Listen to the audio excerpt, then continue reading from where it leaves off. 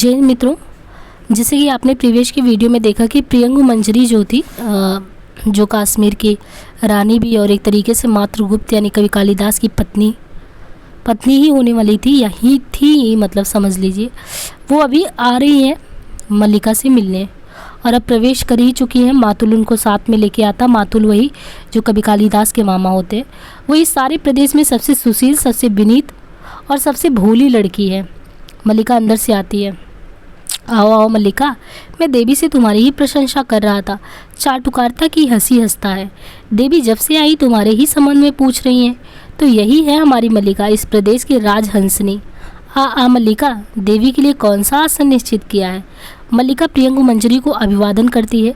प्रियंगु मंजरी मुस्कुराकर अभिवादन को स्वीकृति देती है। प्रियंगु, अरे मातुल, अब आप जाकर विश्राम करें। अनुचर मेरे लौटने तक बाहर प्रतीक्षा करें। मातुल, परंतु आपके लिए आसन। प्रियंगु, उसकी चिंता आप मत करिए, मुझे असुविधा नहीं होगी। मातुल, असुविधा तो होगी। आप असुविधा को असुविधा ना माने, ये दूसरी बात है। और वास्तव में कुलीनता कहता इसी को ही, मतलब कहती वास्तव में कुलीनता कहते इसी को है। बड़े कुल की विशेषता ही यही होती है कि प्रियंगु आप विश्राम करें, मैंने पहले ही आपको बहुत थका दिया है। मातुल, मुझे थकाया है आपने? फिर चाटुकारिता की हंसी हंसता है। आपके कारण मैं थकूंगा? मुझे आप दिन भर पर्वत शिखर से खाई में और खाई से पर्वत शिखर पर जाने को कहना, तो भी मैं थकने वाला नहीं। मातुल का शरीर लोहे का बना है, लोहे का। आत्मश्लाघा नहीं करता, परंतु हमारे वंश में केवल प्रतिभा ही नहीं, शरीर शक्ति भी बहुत है। मैं पशुओं के पीछे दिन में 10-10 योजन घूमा करता हूँ। मैं कहता हूँ कि संसार में सबसे कठिन काम कोई तो है, तो पशुपालन का। एक भी पशु मार्ग से भटक जाए तो कहिए। प्रियंगु कहती है, देखिए आज भी आपके पशु भटक ही रहे होंगे, जाकर एक बार उन्हें देख लीजिए। मातुल, अब मैं पशु को देखता हूँ। गुप्त वंश के साथ संबंध और पशुओं की देखरेख, मैंने तो अपने सब पशु वर्षों पहले ही बेच दिए, और सच कहूँ तो उसमें भी मुझे लाभ ही रहा, क्योंकि प्रियंगु की दृष्टि मल्लिका से मिल जाती। वह बढ़कर मल्लिका के हाथ अपने हाथों में ले लेती है। प्रियंगु सचमुच वैसी ही है जैसे मैंने कल्पना की थी। मल्लिका कुछ अव्यवस्थित होकर उसे देखती रहती है। मातुल, क्योंकि अच्छा, तो मुझे अनुमति दीजिए। घर में कई कुछ बिखरा पड़ा है, कई तरह की व्यवस्था करनी, तो अनुचर आपकी प्रतीक्षा करेंगे। फिर भी मेरे लिए कोई आदेश हो तो कहला दीजिएगा। मल्लिका, देवी के बैठने की कुछ तो व्यवस्था कर दो। नहीं, ये तो ऐसे ही खड़ी रहेंगी। अच्छा, मैं चल रहा हूँ, इतने देर से तो ये वहाँ से जा रहे हैं, कोई आदेश हो तो कहला दीजिएगा। प्रियंगु, आप चलिए, यहाँ के लिए चिंता करने की ज़रूरत नहीं है आपको। मातुल, अच्छा चलता हूँ। चल देता है। मुझे चिंता करने की क्या आवश्यकता है? चिंता करने के लिए आप मल्लिका है, अंबिका है, फिर भी कोई काम हो तो कहला दीजिएगा। चला जाता है। प्रियंगु मंजरी क्षण भर मल्लिका को देखती रहती है, फिर उसकी थोड़ी को हाथ से छू लेती है। प्रियंगु, सचमुच बहुत सुंदर हो। जानती हो, अपरिचित होते हुए तो मुझे अपरिचित नहीं लग रही हो। मल्लिका, आप बैठ जाइए। प्रियंगु, नहीं, बैठना नहीं चाहती, तुम्हें और तुम्हारे घर को देखना चाहती हूँ। उन्होंने बहुत बार इस घर को या इस घर की चर्चा की, यानी कवि कालिदास के बारे में कह रही हैं। उन्होंने बहुत बार इस घर की और तुम्हारी चर्चा की है। जिन दिनों मेघदूत लिख रहे थे उन दिनों प्रायः यहीं का स्मरण करते थे। दृष्टि चारों ओर घूमकर फिर मल्लिका के चेहरे पर स्थिर हो जाती है। आज इस भूमि का आकर्षण ही हमें यहाँ लेकर आया, अन्यथा दूसरे मार्ग से जाने में हमें अधिक सुविधा थी। मल्लिका, मैं समझ नहीं पा रही किस रूप में आपका आतिथ्य करूँ। आप आसन ले लें तो मैं आपके लिए। प्रियंगु, आतिथ्य की बात मत सोचो, मैं तुम्हारे यहाँ अतिथि के रूप में नहीं आई हूँ। संभव था ये ना भी आते, परंतु मैं ही विशेष आग्रह के साथ इन्हें लाई हूँ। देखिए ये कैसे कह रही हैं, यानी ये बात किसी और से नहीं, मल्लिका से कह रही है कि संभव था ये नहीं आते, यानी कवि कालिदास, परंतु मैं ही इन्हें विशेष आग्रह के साथ में लाई हूँ। मैं स्वयं एक बार इस प्रदेश को देखना चाहती थी। इसके अतिरिक्त, गले से हल्का विदग्धतापूर्ण स्वर निकल पड़ता है, इसके अतिरिक्त एक और भी कारण था। चाहती थी कि इस प्रदेश का कुछ वातावरण यहाँ से ले जा सकूं। मल्लिका, इस प्रदेश का वातावरण? प्रियंगु मंजरी मुस्कुराकर उसे देखती है, फिर टहलती हुई झरोखे के पास चली जाती है। प्रियंगु यहाँ से बहुत दूर तक की पर्वत श्रृंखलाएँ देखती है, मतलब वो देखती है जहाँ पे वो रहती है वहाँ से दूर तक पर्वत श्रृंखलाएँ दिखती है। कितनी निर्व्याज सुंदरता है, मुझे यहाँ आकर तुमसे स्पर्धा हो रही है। मल्लिका 2-1 पग उस ओर बढ़ती है। मल्लिका, हमारा सौभाग्य होगा कि आप कुछ दिन इस प्रदेश में रह जाएं।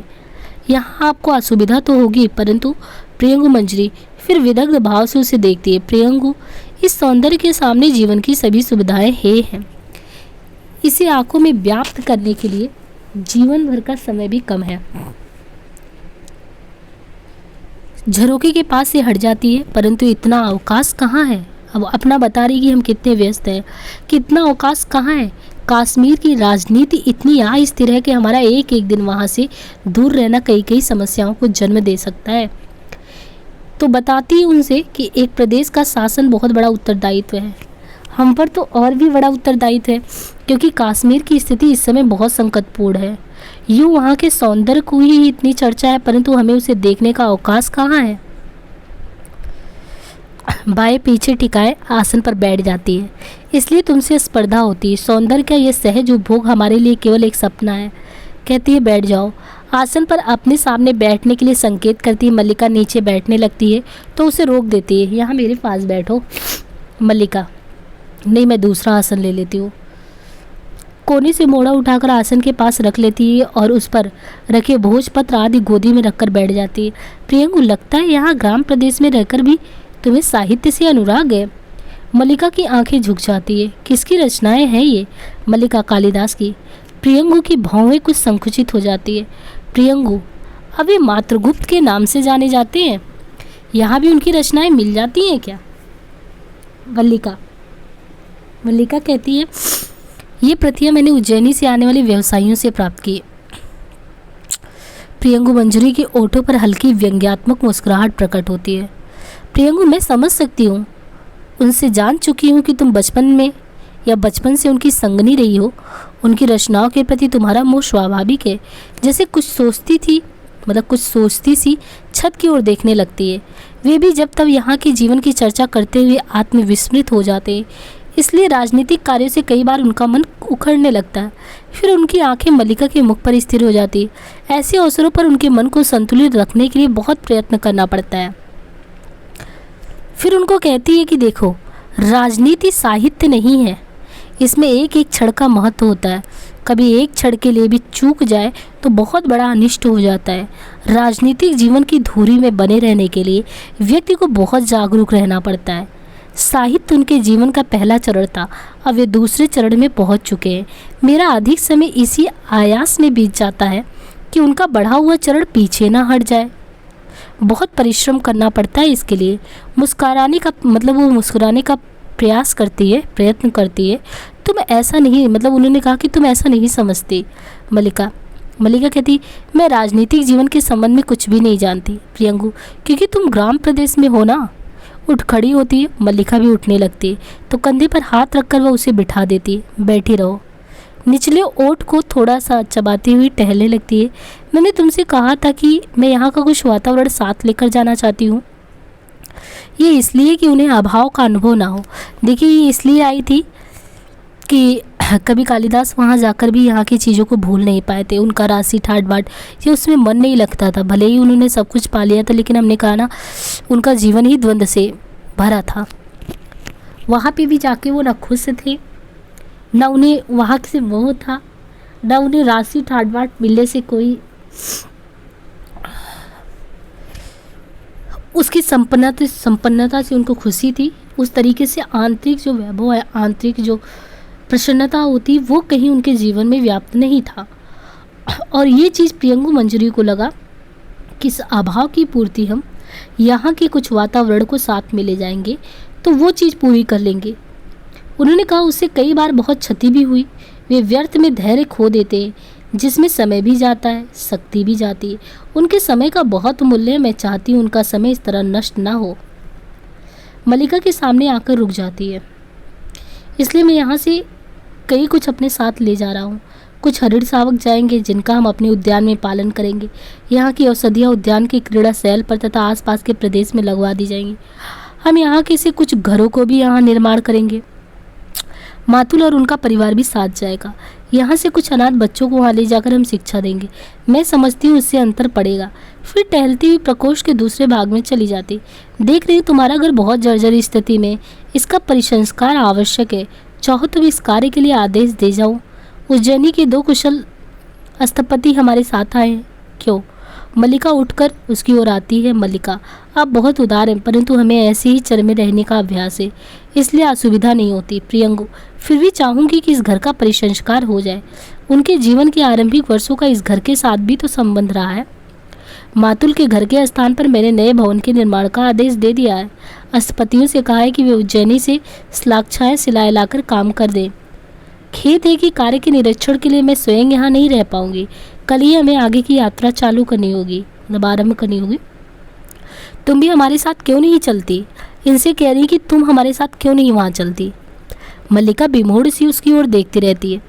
प्रियंगु पास आकर उसके कंधे पर हाथ रख देती है। प्रियंगु कहती है, हाँ, इसमें बाधा क्या है? यह तुम किसी ऐसे सूत्र से तो बंधी नहीं हो कि नहीं जा सकती। मल्लिका, मेरी माँ यहाँ है। प्रियंगु, ये कोई बाधा तो नहीं है? तुम्हारी माँ के भी मतलब साथ ले जाने का प्रबंध हो जाएगा, मतलब वो उनकी भी बंदोबस्त कर दूंगी। हमारे अष्टपति इस घर का परिसंस्कार करते रहेंगे, तुम वहाँ मेरे साथ संगनी के रूप में रहना। मल्लिका के चेहरे पर आहत अभिमान की रेखाएं प्रकट होती हैं, परंतु वो अपने को दबाए रखती है। मल्लिका, क्षमा चाहती हूँ, मैं अपने को ऐसे गौरव का अधिकारी नहीं समझती। प्रियंगु, परंतु मैं तुम्हें इससे कहीं ज़्यादा की अधिकारी समझती हूँ। मेरे आने से पहले राज्य के दो अधिकारी यहाँ आए थे। ओठों पर फिर विदग्ध मुस्कान आ जाती। मैंने उन्हें औपचारिकता के लिए नहीं भेजा था। अब देखिए, ये राय जो इनका था मेन मंतव्य वो खोलते हैं कि जो अनुस्वार अनुनासिक न आए थे वो सिर्फ औपचारिकता बस नहीं आए थे। मल्लिका उनका अर्थ समझने का प्रयत्न करती हुई अनिश्चित सी उनकी ओर देखती है। मल्लिका, देखा है प्रियंगु, तुम उनमें से जिसे भी अपने योग्य समझो उसी के साथ तुम्हारा विवाह का प्रबंध कर सकते हैं। दोनों योग्य अधिकारी हैं।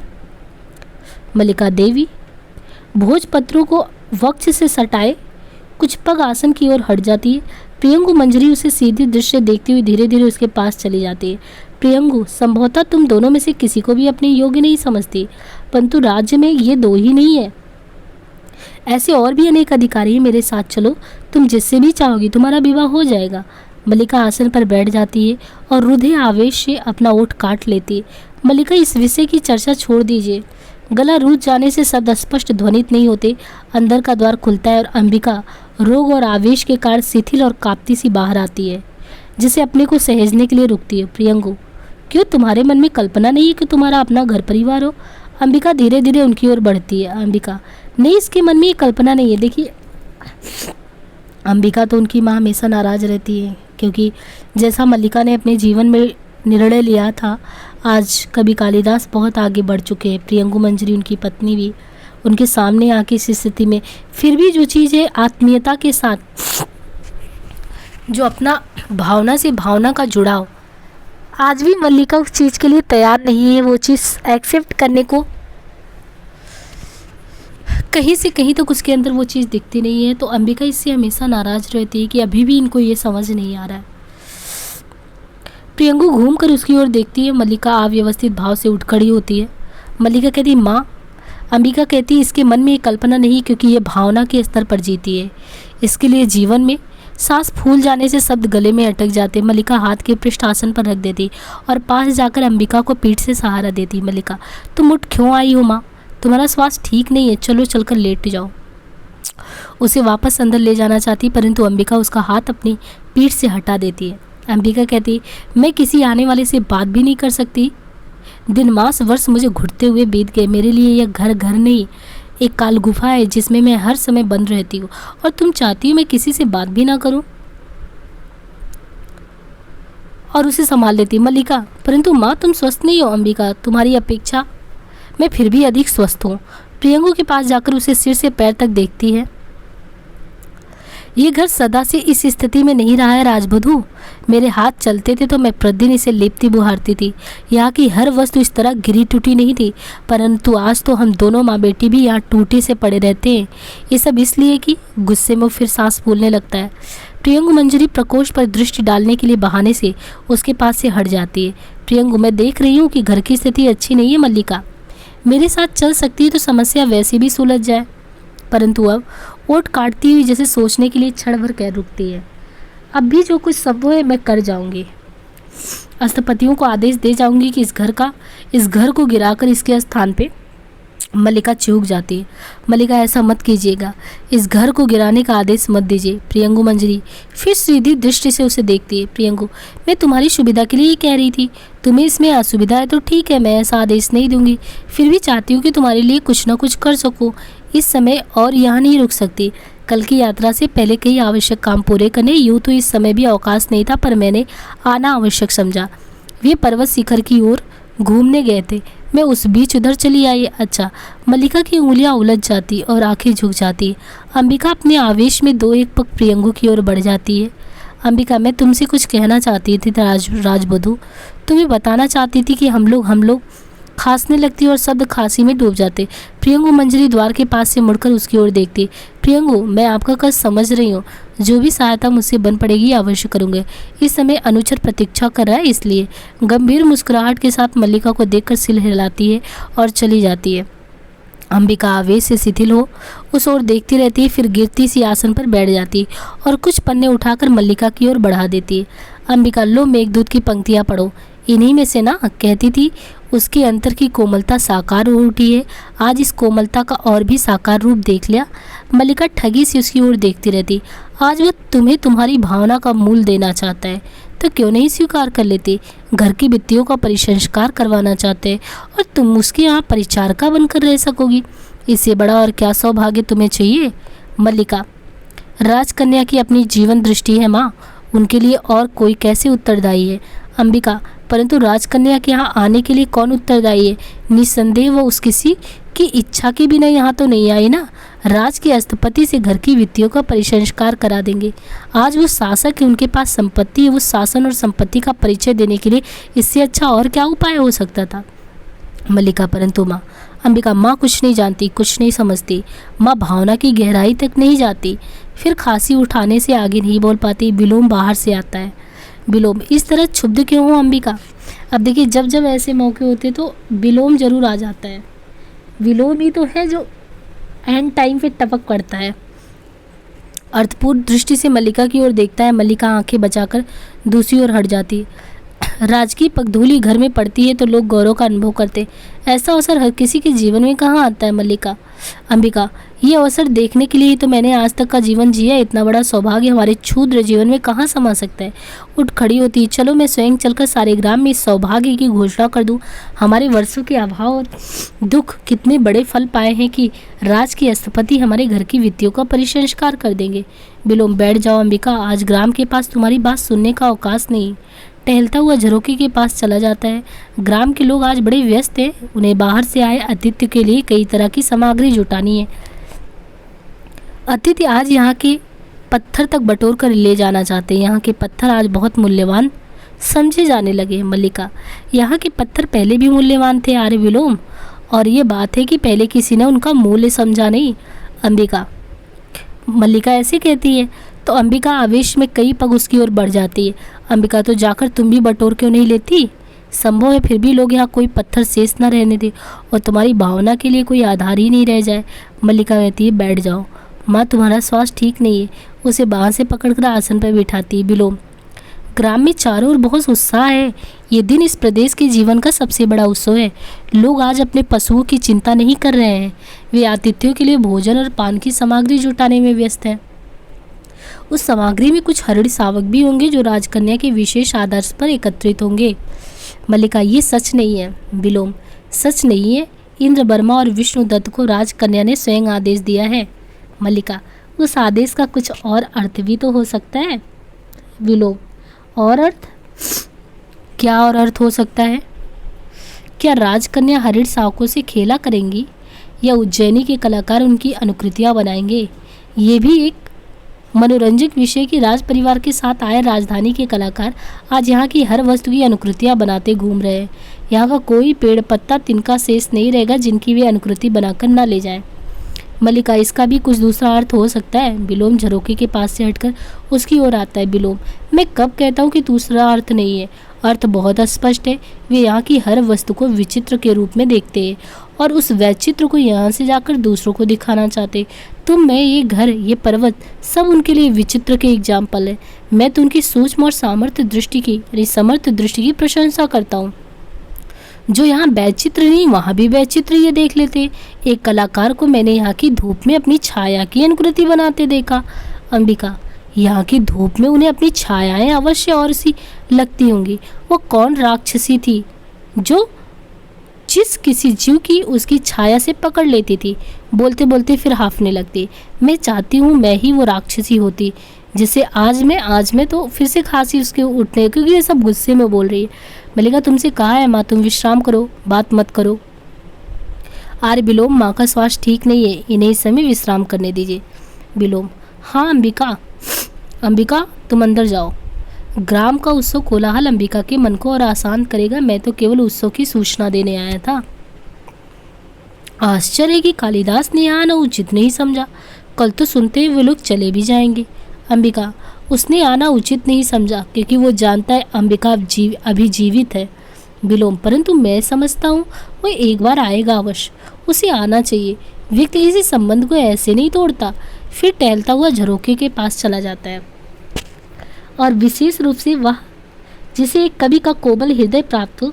तुम क्या सोचती हो मल्लिका, उसे एक बार आना चाहिए या नहीं आना चाहिए? मल्लिका कहती, देखो मैं तुमसे बार बार अनुरोध करी हूँ कि आर्य विलोम कि इस समय माँ को विश्राम करने दो। आपकी बातों से माँ का मन विक्षुब्ध होता है। विलोम, मेरी बातों से अंबिका का मन विक्षुब्ध होता है। मैं समझता हूँ इसके तो अन्य कारण हैं। अंबिका जानती इन कारणों से उनका मन विक्षुब्ध होता है। झरोखे से बाहर देखने लगता है। मैं भी उन कारणों को समझता हूँ, इसलिए बहुत सी बातें जो अंबिका के मन में मतलब रहती है मैं मुंह से कह देता हूँ। मुड़कर मल्लिका की ओर देखता है। तुम्हें मेरे यहाँ आना अखर रहा है, मैं जानता हूँ, ये कोई नई बात नहीं, परंतु मैं कुछ ही देर और यहाँ रहना चाहता हूँ। फिर बाहर देखने लगता है। पर्वत शिखर की ओर से एक अश्वरोही को आते देख रहा हूँ। संभव इस बार कुछ क्षणों के लिए वो यहाँ रुकना चाहे। उस स्थिति में मैं भी उससे कुशल क्षेम पूछ लूँगा। मेरी उससे पुरानी मित्रता है। मल्लिका जैसे आपे से बाहर होने लगती है। मल्लिका, आर्य विलोम, उस स्थिति में आपका यहाँ होना किसी भी दृष्टि से उचित नहीं समझते। आप उनसे मिलना चाहें तो उनके लिए एक यही स्थान बचा है। विलोम, उसी तरह बाहर देखता रहता है। विलोम, परंतु यही स्थान क्या बुरा है? उसके जाने के दिन भी हम यहीं पर मिले थे। बरसों के बाद मिलेंगे, यहीं मिलेंगे। अंतराल का अनुभव तो नहीं होगा। मल्लिका विलोम के पास चली जाती है और उसे बाहर से पकड़कर झरोखे से हटा देती है। मल्लिका, मैं अनुरोध करती हूँ आप इस समय यहाँ ठहरना का हट ना करें। विलोम अपने स्थान से नहीं हिलता। दूर से घोड़े की टापों के सब सुनाई देने लगते। मैं कह रहा हूँ आप चले जाएं, ये मेरा घर है। मैं नहीं चाहती आप इस समय मेरे घर में हो। विलोम फिर भी उसी तरह खड़ा रहता है। टापों का शब्द पास आता है। मल्लिका उधर से हटकर अंबिका के पास आ जाती है। माँ, इनसे कहो ये यहाँ से चले जाए। मैं नहीं चाहती इस समय यहाँ कोई आयचित स्थिति उत्पन्न हो। तुम स्वस्थ नहीं हो और मैं नहीं चाहती कि कोई भी ऐसी बात हो जिसका तुम्हारे स्वास्थ्य पर विपरीत प्रभाव पड़े। अंबिका उसके हिलाने से इस तरह हिलती है जैसे वह जड़ हो गई हो। उसके माथे पर त्योरियाँ पड़ी हैं और आंखें बिना पलक झपके सामने दिख रही। टापों का शब्द बहुत पास आ जाता है। मल्लिका फिर विलोम के पास जाती है। मल्लिका, आर्य विलोम, मैंने आपसे कहा है ना कि आप यहाँ से चले जाएँ। आप नहीं जानते कि टापों का शब्द पास आकर दूर जाने लगता है। मल्लिका ऐसे स्तब्ध हो रहती है जैसे उसे काट मार गया हो। विलोम धीरे से मुड़कर उसकी ओर देखता है और चला जाता है। कंठ से हल्का व्यंग्यात्मक स्वर निकलता है। मैं नहीं चाहता मेरे कारण यहाँ कोई आयोचित स्थिति उत्पन्न हो, परंतु क्या आयोचित स्थिति उत्पन्न हो सकती है जान सकता हूँ। झरोखे से हटकर प्रकोष्ठ के बीच में आ जाता है। क्यों अंबिका, मेरे यहाँ रहने से कोई ऐसी स्थिति उत्पन्न हो सकती है क्या? अंबिका, मैं जानती थी, आज नहीं, तब से ही जानती थी। वो आता तो मुझे आश्चर्य होता, अब मुझे आश्चर्य नहीं है। जैसे सारी शक्ति खोकर धीरे धीरे आसन पर बैठ जाती है। कोई आश्चर्य नहीं, प्रसन्नता है कि मैं उसके संबंध में ठीक सोचती थी। जीवन एक भावना है, कोमल भावना, बहुत बहुत कोमल भावना। विलोम, परंतु मुझे खेद है, वर्षों से इस दिन की प्रतीक्षा थी। अपनी मित्रता पर भरोसा भी किया था।